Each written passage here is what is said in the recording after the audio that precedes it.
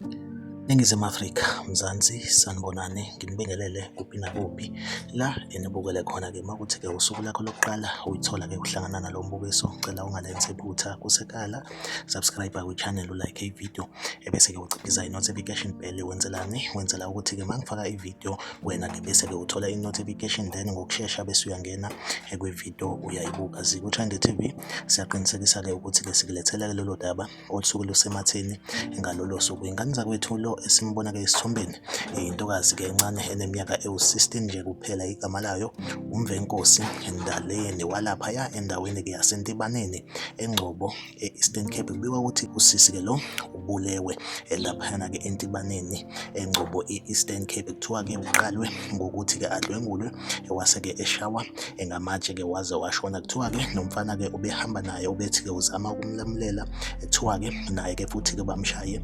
washona-ke ngebhadi-ke asinalo igama lakhe nesithombe okwamanje. Kuthiwa-ke kuboshwe nje ubaba ethizeni wakhona-ke endaweni okusolwa ukuthi-ke uyena odlwengule yena-ke uMvenkosi Ndaleni. Lesigameko senzeke laphaya e-Eastern Cape eNtibaneni eNgcobo. Like ividiyo, usubscribe kwi-channel, uphinde ucommente kwi-comment section ungitshela ukuthi kuthini ukuphawula kwakho ngalolu daba. ZikuTrend TV ngizohlezi ngikhona ngulethela-ke isematheni usuku nosuku, ahlangabezane kwividiyo elandelayo.